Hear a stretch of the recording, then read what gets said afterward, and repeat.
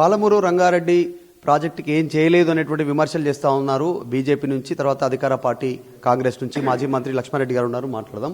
నిన్న డీకే అన్న కూడా మాట్లాడారు, బీజేపీ జాతీయ ఉపాధ్యక్షురాలు. అసలు ఏం చేయలేదు, 10 ఏళ్లలో 3.5 ఏళ్లలో కంప్లీట్ చేస్తామన్నారు, చేయలేదు అనేటువంటి స్టేట్మెంట్ చేశారు. కేసీఆర్ చెప్పేటని కూడా పచ్చి అబద్ధాలు అనేటువంటి స్టేట్మెంట్ చేశారు.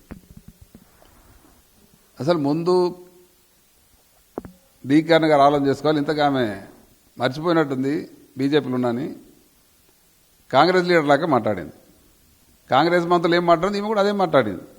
ఏం చేయలేదని గుడ్డిగా. అర్థం ఉండాలి. అమ్మ అన్నగారు, మీరు మంత్రిగా ఉన్నప్పుడు మీ ప్రభుత్వం, రాష్ట్రంలో ప్రభుత్వం ఉన్నప్పుడు మహబూబ్నగర్ జిల్లాను నాశనం చేశారు. పెండింగ్ ప్రాజెక్టులను కూడా పెండింగ్ ప్రాజెక్టులు మార్చారు.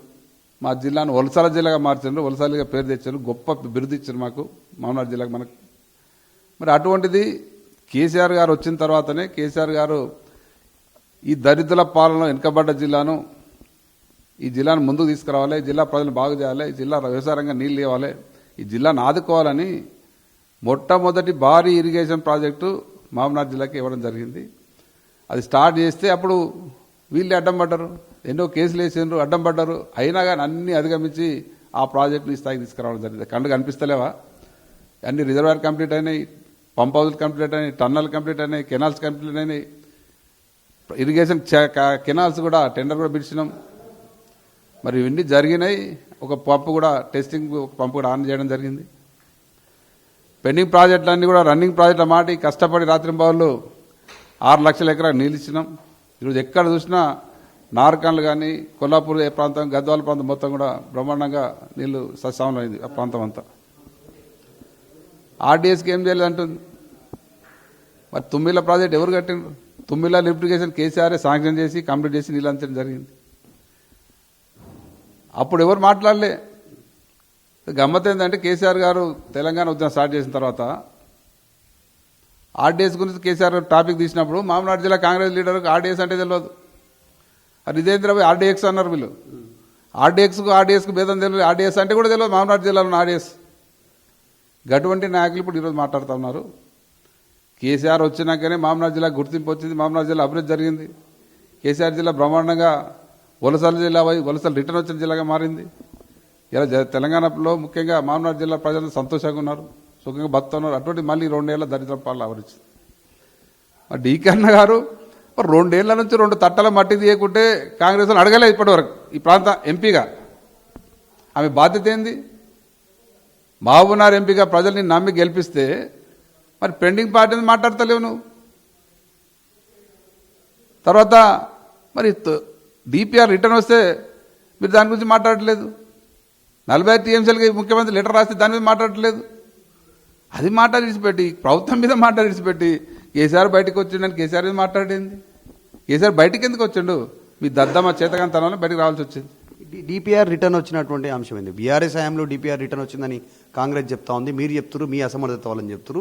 హరీష్ రావు నిన్న మాట్లాడుతేమో అసలు ప్రాజెక్టుకి సంబంధించినటువంటి అనుమతులను వచ్చినాయి మా చివరి నెల 2 నెలలు 3 నెలల సమయంలోనే ప్రభుత్వం ఏమంటే స్టేట్మెంట్స్ ఏంది డిపిఆర్ రిటర్న్కి సంబంధించిన ఎవరు చెప్పలేదు.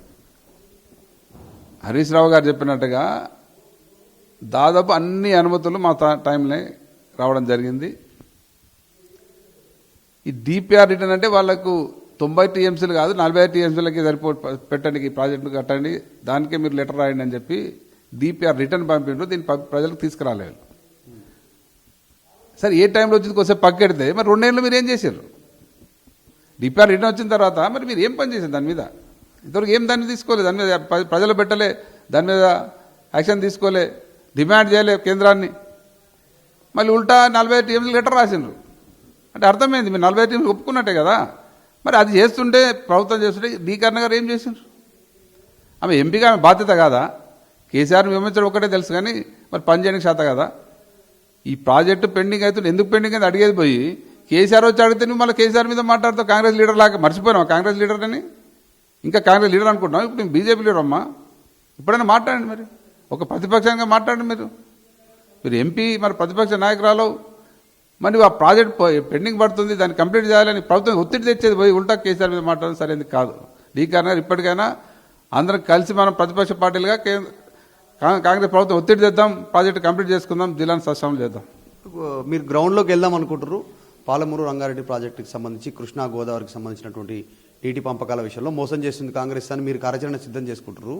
మీ పార్టీ ప్రెసిడెంట్ కేసీఆర్ దాదాపు 3 జిల్లాలకు సంబంధించి కార్యాచరణ రూపొందిస్తుంటే అసెంబ్లీలో మేజర్ ఎజెండానే ఇది చర్చ చేయడం, పీపీటీ పవర్ పాయింట్ ప్రెజెంటేషన్ ఇవ్వనున్నట్టుగా తెలుస్తూ ఉంది. గ్రౌండ్లో మీరు ఏం చేస్తారు?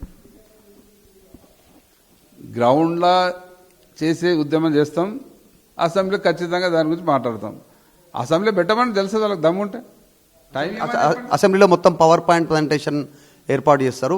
గతంలో మీరు 10 ఏళ్ళు దాదాపు 9.5 సంవత్సరాలు అధికారంలో ఉన్నప్పుడు ఏం చేయలేదని చెప్పే ప్రయత్నం చేయనున్నట్టుగా తెలుస్తుంది అధికార పార్టీ. నిజంగానే మీకు ఆ దమ్ముంటే, మీరు చేసే చాలా గొప్ప పని మేము చేయలేదని అంటే దమ్ముంటే అసెంబ్లీలో క్లియర్గా మా వాళ్ళకి టైం ఇచ్చి మైక్ కట్ చేయకుండా మాకు కూడా పవర్ పాయింట్ ప్రజెంట్ ఇచ్చే అవకాశం ఇచ్చి మీరు ఏమైనా చూపించండి. అది ప్రజలు చూస్తారు, ప్రజలు నిర్ణయిస్తారు. ఎవరు శాతకంతనం, ఎవరు దద్దమ్మలు, ఎవరి రాష్ట్రాన్ని నాశనం చేశారు, ఎవరు మామూలు జిల్లాను నాశనం చేసినారు, ఎవరు ఏ ప్రాజెక్టులను తెచ్చిండ్రు, ఎవరు ఏ పెండింగ్ ఉంటే కంప్లీట్ చేసిండ్రు అన్నీ వస్తే లెక్కలు ఉన్నాయి కదా. అన్నీ దమ్ముంటే పెట్టండి. మరి అసలు రెడీగా ఉన్నాం. మా వాళ్ళు ఎక్కడి నుంచి స్టార్ట్ అవుతుంది? మొదట మహబూబ్నగర్ ఉమ్మడి పాలమూరు జిల్లా నుంచా సమావేశం ఉంటుందని చెప్పారు కేసీఆర్ గారు. అంటే ఇంకా ఆ రోజు మీకు చెప్పిన ప్రెస్ మీట్లో కేసీఆర్ గారు అన్ని జిల్లాల మహబూబ్నగర్, రంగారెడ్డి, నల్గొండ జిల్లా లీడర్తో పిలిచి మాట్లాడి కార్యాచరణ ప్రకటించమని చెప్పడం జరిగింది. మోస్ట్లీ నాకు తెలిసినంత మహబూబ్నగర్ జిల్లానే ముందు ఉంటుంది. ఇట్లా కొంచెం కేసీఆర్ బయటకు వచ్చిన తర్వాత కొంచెం ఏమైనా చేంజ్ కనిపిస్తుందా? జోష్ అట్లా కానీ క్యాడర్లు కానీ మళ్ళీ ట్రాక్లోకి పడ్డాడు కానీ చాలా బ్రహ్మాండమైన జోష్. నేను నిన్న నుంచి జడ్చాలే ఉన్నా. ఎవరు చూసినా ప్రతి ఒక్కరు ఆ రోజు కేసీఆర్ ప్రెస్ మీట్ జరిగినంతసేపు టీవీలో కత్తుకున్నారు. మా ఒక్క టీఆర్ఎస్ వాళ్ళే కాదు, తెలంగాణ ప్రజలు మొత్తం కూడా అందరు కూడా అర్థమైంది, అరే కేసీఆర్ బయటకు వచ్చినా ఇంకా కొంచెం ఇప్పుడు తెలంగాణకు బాగా బాధ్యత అనేది. అందరూ జోష్లో ఉన్నారు. మా పార్టీ కారు చాలా సంతోషంగా ఉన్నారు, చాలా జోష్లో ఉన్నారు. డీకే అరుణ నిన్న స్టేట్మెంట్ చేశారు ఇంట్లో మీడియా సమావేశం నిర్వహించినటువంటి సిచ్యువేషన్. ఆమె బీజేపీలో ఉన్నారని మర్చిపోతున్నట్టున్నారు, కాంగ్రెస్ లాగానే మాట్లాడుతూ ఉన్నారు డీకే అరుణ. గతంలో కాంగ్రెస్ హయాంలోనే కదా ఆ స్టేట్మెంట్, ఆ టైటిల్ తగిలిచ్చింది, ప్రాజెక్టుల పెండింగ్ ప్రాజెక్టులు అనేటువంటి ఒక టైటిల్ తగిలిచ్చిందే కాంగ్రెస్ హయాంలో అనేటువంటి స్టేట్మెంట్ చేస్తూ ఉన్నారు. దాంతోపాటు అసెంబ్లీలో మేజర్గా అధికార పార్టీ రేపు పవర్ పాయింట్ ప్రజెంటేషన్ ఏర్పాటు చేయనున్నట్టుగా తెలుస్తోంది. కేసీఆర్ ఈ 3 ఉమ్మడి జిల్లాల్లో సమావేశం నిర్వహించున్నారు, భారీ బహిరంగ సభల ద్వారా నాయకులతో మాట్లాడున్నారు. ఈ ఎజెండా గ్రౌండ్లో బీఆర్ఎస్ సిద్ధం చేస్తూ ఉంటే దీనికి కౌంటర్గానే రేపు అసెంబ్లీ సమావేశాలను కూడా పాలమూరు రంగారెడ్డి ప్రాజెక్టుతో పాటు దీనిపైన పీపీటీ ప్రజెంటేషన్ ఇవ్వాలి, బీఆర్ఎస్ను ఇరుకున పెట్టాలనేటువంటి ఆలోచన చేస్తూ ఉంది. సమయం ఇవ్వాలి, ఖచ్చితంగా మాట్లాడతామని కొద్దిసేపటి క్రితం బీఆర్ఎస్ పార్టీ నాయకులు మాట్లాడారు. మాజీ మంత్రి లక్ష్మారెడ్డి కూడా అదే స్టేట్మెంట్ చేస్తున్నారు. గ్రౌండ్లో ఆల్రెడీ తెలుసు ఎవరు ఏం చేస్తారనేటువంటి స్టేట్మెంట్. వీడియో జర్నలిస్ట్ జ్ఞానేశ్వర్తో మధు మల్కేడి గారు, హైదరాబాద్. తెలుగులో ఫాస్టెస్ట్ న్యూస్ యాప్ ఇప్పుడు కొత్త అవతారంలో 5 సెకండ్లోనే పూర్తి వార్తా సమాచారం మీ చేతిలో. సోషల్ మీడియా ట్రెండ్స్ మీ కళ్ళ ముందుకే live TV and voice search options తో ఇప్పుడే డౌన్లోడ్ చేయండి. యాప్ లింక్ డిస్క్రిప్షన్లో ఉంది.